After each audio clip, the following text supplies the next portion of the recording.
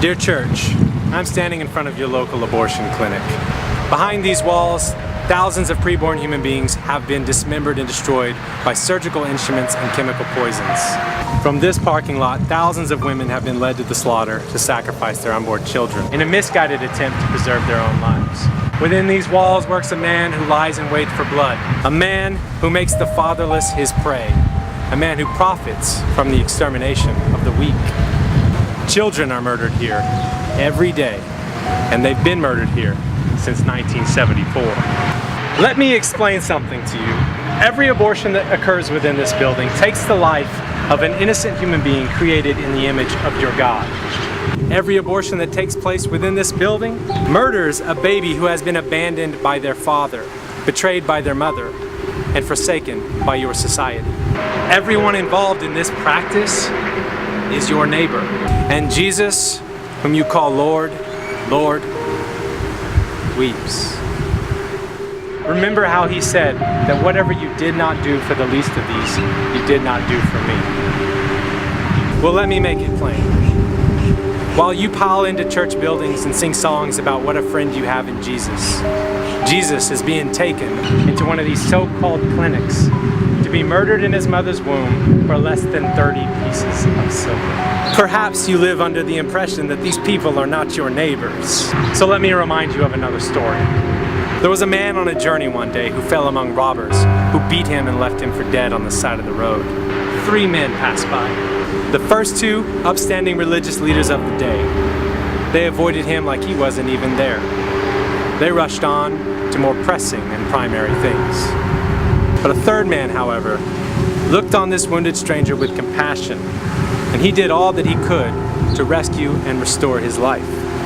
The other men, they were deluded, self-righteous, falsely important people. Sure, they were keeping some other main thing the main thing, but they were bad neighbors.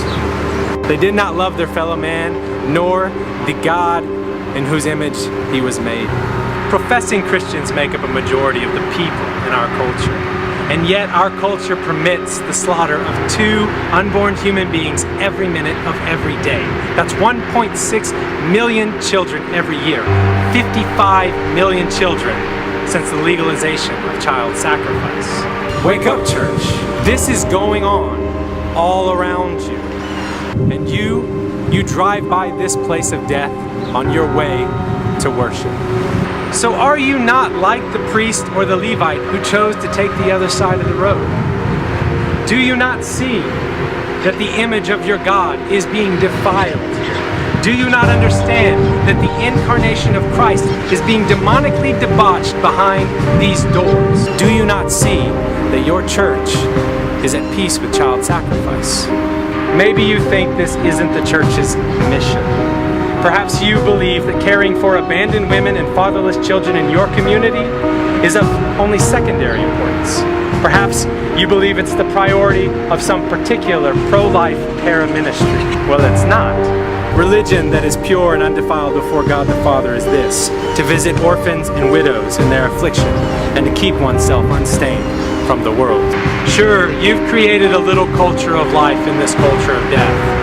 And you've made a place where you can have your biblical expositions and gospel presentations, a place for you to sing your songs and to have your festivals and functions, all safely behind your freshly painted walls with their flat screen TVs and Thomas Kincaid paintings.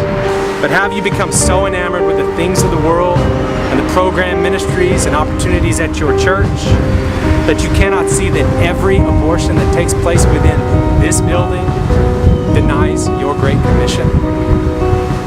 You may think that you are already doing something, and you may be doing something, but do not fool yourself into believing that you are doing all that you can do, or all that you ought to do. Do not delude yourself into believing that this video is for somebody else. I'm speaking to you, the evangelical, Bible-believing, theologically orthodox, pro-life church. The least of these are being aborted a stone's throw away from the place you stopped to buy ice cream at on your way home from church. And where is your salt? Where is your light? Pastors, Your worship centers are not devoid of sermons on the sanctity of human life. You have not failed to tell your people to love their unborn neighbors or to honor God. But have you considered how blatantly inconsistent your flock is when it comes to keeping these commandments in a culture that kills its children?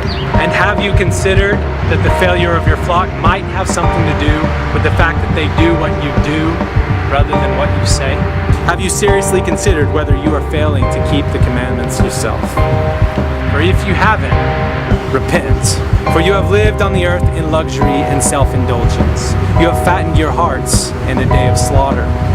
And God hates and rejects your festivals, and He takes no delight in your solemn assemblies. He wishes you would stop singing your songs and put away your instruments. He wants you to hate evil and love good and establish justice in the gate. Wake up, church, for you will not be simply judged for what you have done, but for what you could have done and failed to do. You have not failed to be pro-life. You have failed to be Christian. You failed to be Christian. The first Christians preached Christ crucified and risen from the dead. But they walked in a manner that was consistent with this teaching. Among other things, they rescued children from the trash heaps and riverways of Rome. They tore down infanticide shrines, and they drove off abortionist guilds. They beseeched their emperors to abolish abortion, infanticide, and euthanasia. We live in a similar world today, and we're still called to be salt and light.